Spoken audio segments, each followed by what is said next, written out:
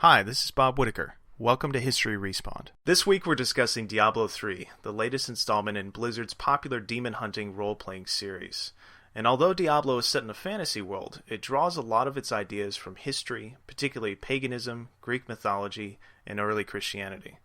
To help me unpack this cultural legacy, I'm joined today by Dr. Michelle Brock, Assistant Professor of History at Washington and Lee University, and an expert on early modern demonology and witchcraft. Mickey, welcome to the show. Hi, thanks for having me. So Mickey, this game depicts a world in which angels and demons commonly interact with humanity by taking corporeal form. You've got the character Tyrael, who is an angel who falls to earth, takes on mortal form.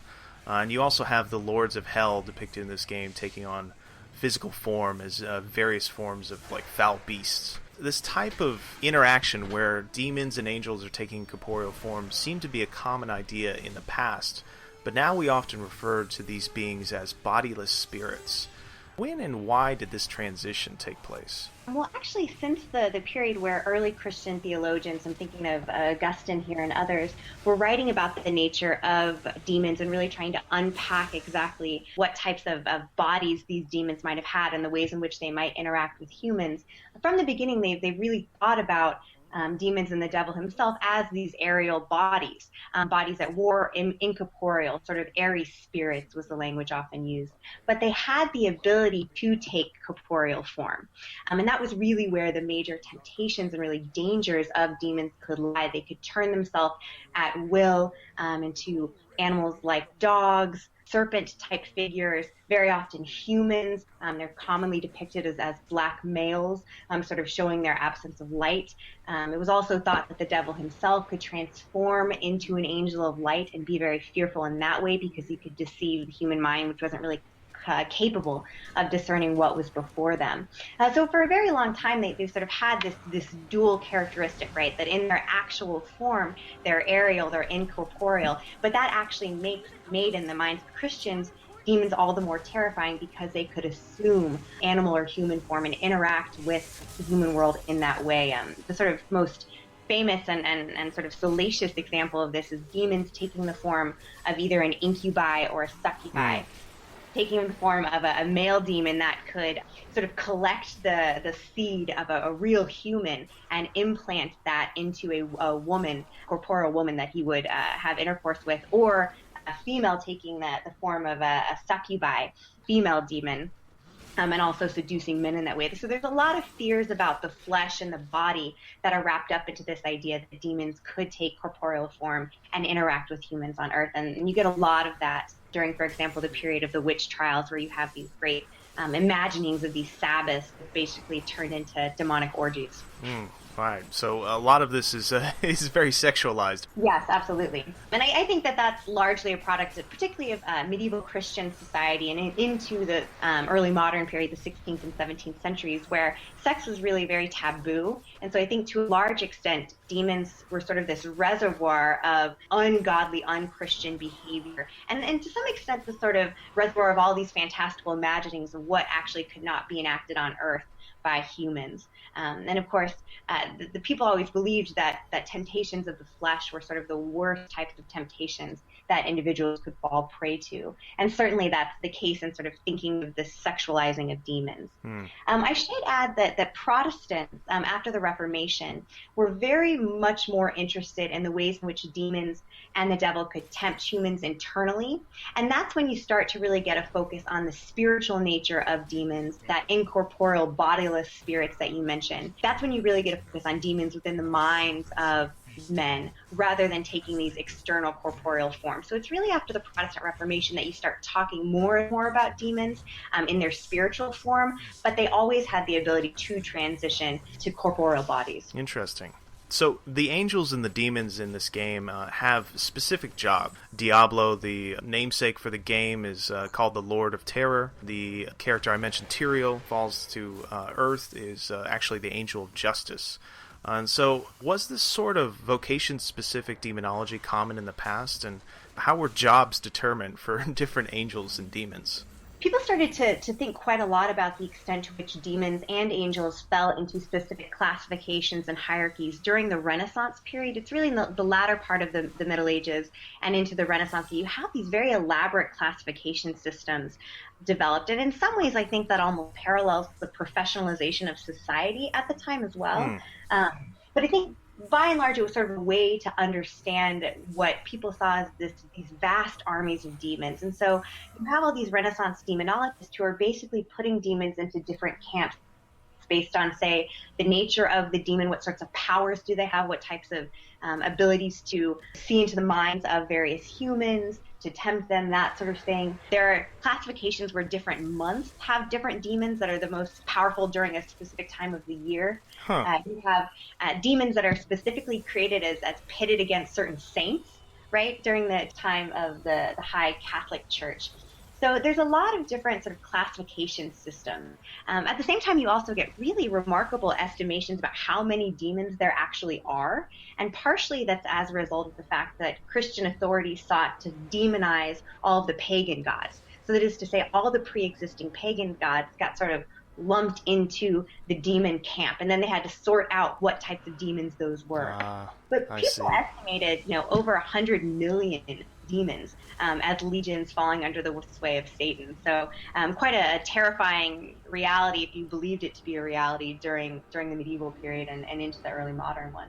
Absolutely. And I mean, you had mentioned that, the early Christian scholars, theologians, they took the whole wide world of pagan gods and goddesses as being part of the demon camp. But did Christianity, early Christianity, borrow anything else from paganism that besides this kind of vocation-specific demonology? Oh gosh, absolutely. I mean, well, one of the things that I think is really interesting that you have happen in the early days is initially early Christian theologians were not particularly concerned with weeding out pagan practices. In fact, they wanted to exploit them to a large extent. So, for example, if you have a population, say, in Anglo-Saxon England, and if you're coming over in the 6th century to Christianize them, if you have this population that believes in a supernatural, fantastical world filled with a whole host of fairy beings and elves and all of these creatures that fell within the gray zone, you have a population that's quite willing to believe in the possibility of a world filled with demons and angels and Christian ideas. And so, to a large extent,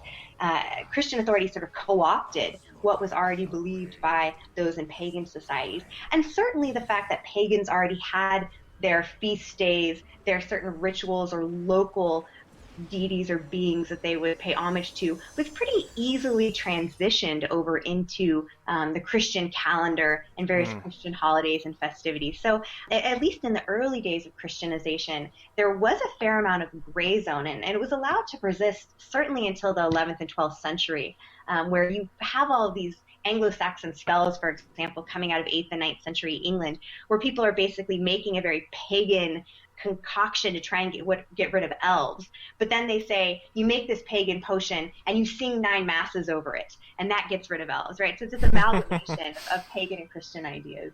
It makes Christianity a bit more easily palatable, I guess. Yeah, absolutely. It's really not until you get to the 11th and 12th century, really, that the papacy is expanding and its power of bureaucracy is expanding, and there's a really concerted effort to stamp out anything that existed in the gray zone.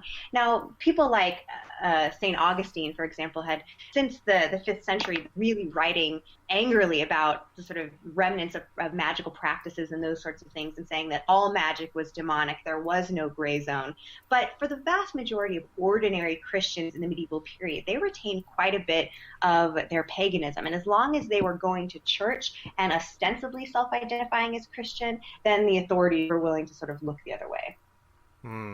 Well, speaking of magical practices, this game includes a couple of stereotypical depiction of witches, both of whom end up betraying the character during the course of the game. And so why are witches almost always depicted as untrustworthy women working for the devil? Yeah, absolutely. So the roots of this are really quite biblical. right? So the stereotypical story, of course, is that in Genesis, where Eve is tempted by the serpent, who is not actually named as the devil. That's a much later reading of this, but tempted by the serpent, who's later reinterpreted as the devil. And that sort of causes the entire downfall of humanity. The spiritual frailty of Eve from the very get-go is what sort of solidifies this idea of women as being easily tempted by the devil and by his demons. More broadly, women had just a weaker position in society. They tended to be in professions like midwifery, or just in general, they were working around the home. And so the types of things like poisonings or miscarriages that were often attributed to witchcraft fell on the shoulders of women who happened to be in those domestic spheres where that might transpire. And in general, when you have a society where clerical celibacy, for example, is strictly enforced, and even into the Protestant era, sex outside of marriage is very frowned upon and indeed punishable, you have women are sort of seen as these lustful, carnal creatures that have the ability to tempt men away from the true path. And there's sort of that element that's the part of it. So when you get these ideas and stereotypes of witchcraft, women, because they're seen as susceptible to the wiles of the devil for biblical reasons, and because they're seen as carnal and lustful and spiritually weak, they're easy targets of witchcraft accusations. And also, as I said, because of their operation in the domestic sphere. This is, of course, where you get the broomsticks and the over a boiling pot of poison sort of imagery, right? Because women existed in those worlds. Women were basically typecast because they were the lustful object of men, basically. Yeah, absolutely. And they also often existed in marginalized positions in society. I mean, some of them were widows. They basically had no legal standing of their own, no recourse to argue for themselves in court. And very often they remained on the margins of society, particularly if they were unmarried or if they didn't have a husband. So they were in a particularly vulnerable social position as well. There's also a famous witchcraft document that talks a lot about demons and the devil called the Malleus Maleficarum, written in the 1480s. And it basically says that because women are derived from the bent rib of Adam, sort of going back to the creation story, they are inherently imperfect and inherently bent as the rib was towards evil. So there you go. Oh, there you go. Well, facts being revealed here. Are there any examples, either in kind of early Christianity or elsewhere, of male witches? Yeah, there are. You get depictions of male witches, particularly coming out of places like Russia. It's sort of interesting. During the great heyday of the witch trials in early modern Europe, where you have 100,000 people accused, up to 60,000 burnt or hung, of those, 80 to 85% were women. So you do have this smaller percentage of men. And in Eastern Europe and in Russia in particular, a lot of those who are accused of witchcraft are actually men, which is really interesting. It's sort of an anomaly. And historians and scholars have explained that partially because these men in Russian society, for example, tend to be in positions like that of a folk healer and that sort of thing that was under attack from the church. And also, others have postulated that Eastern Orthodoxy as a faith was less obsessed with the idea of the story of Eve and sort of the inherent spiritual frailty of women. But in general, witchcraft, we say that it's a sex-related but not sex-specific crime. That is, say men could be accused, but it's more often women. The most famous example of a man accused, of course, is Giles Corey in Salem, and anybody who's read The Crucible has seen this, but he sort of gets accused of witchcraft, and he gets put to death by pressing, so laying a wooden platform on him and putting stones on it until he's pressed to death, and his sort of famous last words, a lot of people know, are "more weight." So he was a quite outspoken male witch, but there weren't as many of them, certainly. So kind of switching tracks here, the game pits you against the armies of hell, which include reanimated corpses, skeletons, as well as different types of beasts like spiders, and then also kind of hilariously bipedal goats. Yes. And why are these types of creatures so commonly related to demons and the devil, and has this always been the case? Well, with regard to the bipedal goats, actually, I mean, most early depictions of the devil, and indeed all the way through the 18th century, and even today, if you look at movies and TV shows, very often the devil and demons are depicted as sort of these goat-like or horned figures. And to a large extent, that comes out of the sort of reorientation of a number of pagan gods. by Christian authorities. Most famously, the Greco-Roman deity Pan, but other ones, the Babylonian bull god Nimrod, there are others that were reinterpreted by Christian authorities as not being pagan deities, but rather being demons. And so you get sort of the borrowing of this sort of imagery. I also think one of the things that a lot of people have noticed is angels are normally depicted wearing clothing, but devil and demons are normally seen as naked and also in animal-like ways. And the reason because that is because A, the nakedness displays their flesh. It displays the fact that they're fleshly beings rather than spiritual beings. And also the features of things like horns or being half animal or claws shows their beastliness rather than the humanity. And so there's really that sort of emphasis. Of course, with things like corpses and skeletons, right? Those are symbols of death and destruction, which according to Christian theology, as well as sort of other pre-Christian religions, symbolize death and destruction and these sorts of things, which are the purview of demons and the devil. So that's part of it too. But I think by and large, it's basically those images were used throughout the history of Christianity to display the extent to which demons and the devil were anti-human. Right, and to often, and you get sort of those types of stereotypes put onto different heretical groups too. You often get these sort of depictions of heretics in those bestial ways as well. So it's sort of not only a way to think about demons and the devil as anti-human, but also a way to demonize other people by portraying them as beastly. Interesting. Yeah, you can definitely get a sense of that in the game, where most of the demons, most of the creatures that you fight aren't wearing any sort of clothing. Right. But then the angels that you encounter, they're wearing this, magical armor with wings and, hoods, and look quite spectacular compared to the demons that you encounter. That's absolutely commiserate with the way that they would have been portrayed in both art and literature during much of the medieval and early modern period. So the game's right on with that one. Cool. All right, so your primary goal in this game is to capture the souls of demons in an object called the Black Soul Stone. Where did this idea of capturing souls in objects or inside people come from, and how did this appear in the past? Yeah, this is a really interesting one. Immediately when I was watching footage of the game and hearing about that, I immediately thought of Horcruxes, right, in the Harry Potter idea of this. But really, the idea of the soul detached from the body is an ancient one. I mean, this is certainly not something that was developed by the Abrahamic religions, right? You have this in a whole host of other pre-Christian ancient traditions. The idea that the soul was detached and could be contained in other objects. There are actually quite a lot of stories that date from early Russian and Slavic religions of various individuals, sort of evil wizards that could not be killed. And the reason they couldn't be killed is because they would take their soul out of their bodies and hide it in an animal or bury it somewhere, and put it on an island that people couldn't reach to. All of these sorts of displacements of the souls purposely so that no true death could be had. And those are pre-Christian ideas you get in folklore in a whole host of different ways. And so I think the sort of desire to capture the souls of demons in a particular object is sort of a way that people imagine that demons could be destroyed.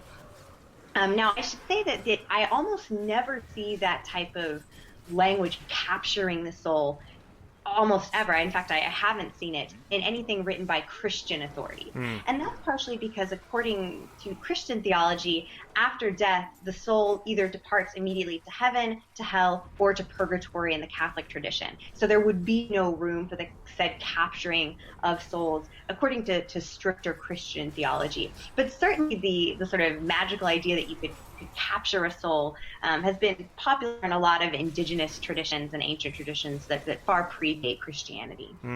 What about demonic possession? I mean, there's a little bit of that in this game where one of the main characters ends up being possessed by Diablo, and that's the way that he takes corporeal form. What is the kind of the history of the idea of demonic possession?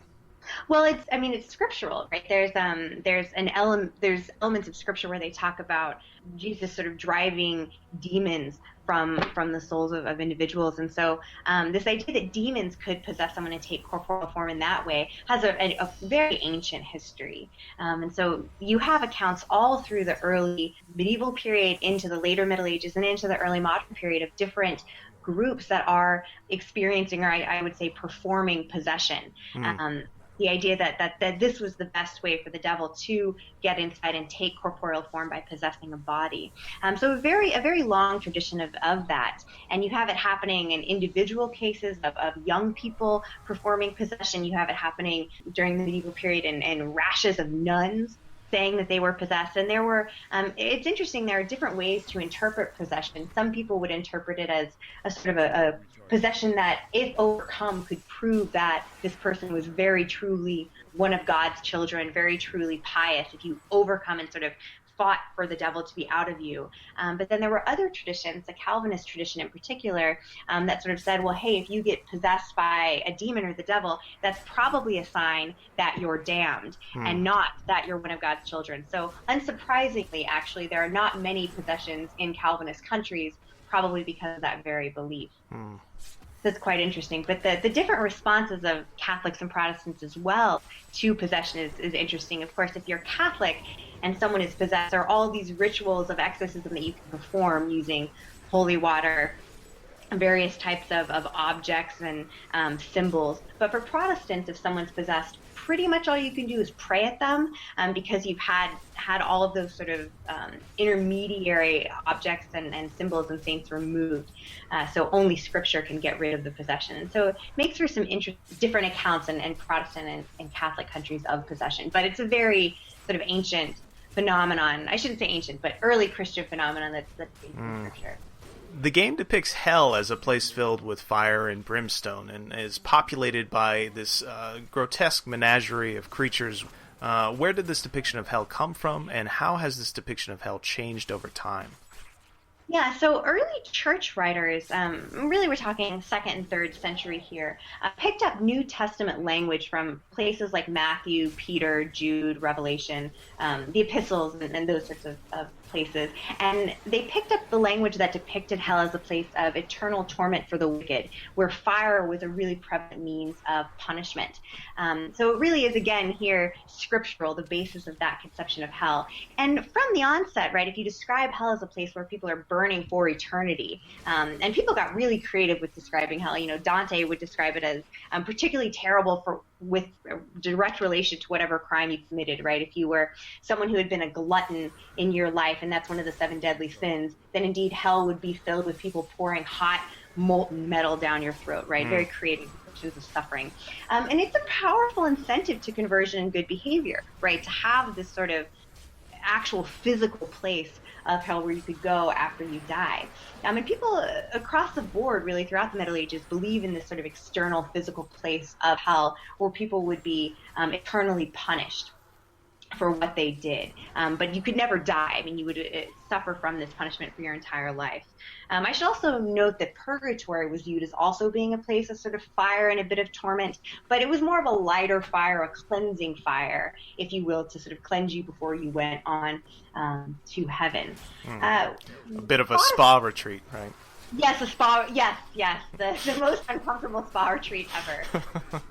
Folks during the Reformation, like John Calvin, took up the view that the language in the New Testament about hell, things like fire, darkness, gnawing worms, whatever, was much more metaphorical. Wasn't really a literal. It wasn't really a literal torment by fire and grotesque creatures and that sort of thing. And basically, these reformers said that these elements of fire were designed to evoke the believer's imagination rather than to depict it exactly. But certainly Protestants thought that hell was a place where you went and you suffered because of permanent estrangement from God. And Protestants were quite willing to use the sort of literal descriptions of hell, even if they meant it in a metaphorical way, because again, pastorally, this is a really useful way to incentivize good behavior. Now, over time, in modern day Christians, particularly those of sort of the mainline or liberal Protestant divisions, tend to sort of see hell as much more metaphorical, and even the devil is metaphorical. So it's perhaps something you experience on earth in terms of estrangement from God, and the sort of punishment that you endure because of that. And the trend in recent years has really been towards a more universalist conception of salvation. That is, hell is what happens on earth, but everybody eventually goes to heaven because the death of Christ was for everybody. And so that's been sort of the tradition, at least in more mainline liberal Protestant churches, although certainly certain Protestant denominations and Catholic denominations will still grab onto the idea of hell as a physically external place. So it has evolved quite a lot. Interesting. Yeah. What about this idea? I mean, the game has the player character, actually going to hell as still being alive. I mean, are there any instances of that, of, early Christianity where people visit hell or even visit heaven before they've actually died? And return? Do they return? Does she return back to Earth? They return back to Earth, yes. Oh, that's interesting. You don't really have that that I've seen in Christian writings, although you do have people, and I've seen this in my work on Scotland, people telling of dreams, profoundly vivid dreams that they have, that they go to hell, and they see the torment before them, and they have a vision of the great beast and the fire and the masses of those suffering eternally. And then they awake with this sort of profound relief that they're not yet in hell, and of course it's a good incentive to get into proper behavior. But I think that shows how much the ideas of hell permeated the psyche. But I haven't actually, that strikes me actually as a very sort of Greco-Roman portrayal of the underworld, right, that you could visit and return from. That seems like something much more out of Homer than out of anything from early Christian writers. But that's really quite fascinating that they get to come back. Yeah. Yeah. Just to kind of wrap things up here, I mean, why do you think we have this continued fascination in the West with the devil and demons? I mean, Diablo 3 is an incredibly popular game in its own right. It's sold over 20 million copies in the past couple of years. And the series itself looks like it's not anywhere close to stopping. So, I mean, what about this fascination with devils and demons in society? Are we getting any closer to getting over it, or do you think it's going to be something that's with us for a long time? Well, I think it will be with us for a very long time, and I think one of the main reasons for that is because, it's really hard to. You generally don't move beyond very quickly. 2,000 years of history and something being a really profoundly important symbol. I mean, the very reason that the idea of demons and the devil in particular, the reason the devil became so important is because the devil provided an answer to the problem of evil in the world. Right? That is to say, if you have a benevolent, loving, all good God, then how do you explain the fact that there are babies dying, there are plagues of pestilence, there are wars ravaging the country? How do you explain those things? And the devil arose as a solution to that problem, and becomes increasingly important as a sort of arbiter, not just of all things evil, but also even of God's wrath. And so I think just the presence of what people continue to perceive as evil in the world will ensure, at least in some circles, the continued belief in the devil and demons as the sort of ultimate source of that evil. I think at a more primal level, or at a more just level of human groups across the world, I think believing in things that are otherworldly, that are anti-human, that really make a mockery, that really invert everything that's good and human about society, has a profound appeal. I mean, the thing about depictions of the devil and demons as being these grotesque creatures involved in all sorts of behavior that's appalling to us is that these inversions really serve to validate cultural norms. Right? The very fact that they're overtly inverting good behavior and good practice actually reaffirms that good behavior and good practice. And I think that's a very useful social and cultural tool. It provides a really important function. I also think it's just fascinating. I mean, at the end of the day, right? Clearly, if you look at Halloween costumes that are being advertised right now, I mean, I could get multiple types of devil costumes for my golden retriever. Right, although I won't. But people find something sort of grotesque and almost humorous about the devil. I mean, that's an interesting paradox, right? That even though you have this figure that's so terrifying, you also have elements that are jokey or laughy or making a mockery of the devil. And I think, one of my students once explained this as, well, if you don't laugh, you cry. So you almost have to sort of make this terrifying figure into the butt of jokes to sort of lessen your fear and be able to exist in a world where you believe this figure is really quite relevant. I think our continued fascination is a whole host of things. I think we want to understand evil in the world. I think we're fascinated by figures that appear to be so other, and to invert the world in such a way that it confirms our pre-existing conceptions of how things ought to be.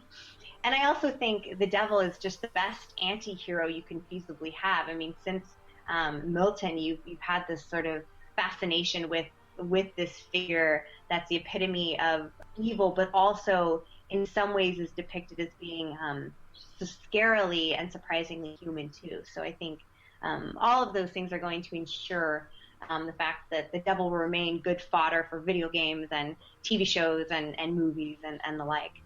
Well, on that note, that's going to wrap things up for us here at History Respawn. Thanks again to Dr. Michelle Brock for joining us on the show, and please tune in for more episodes.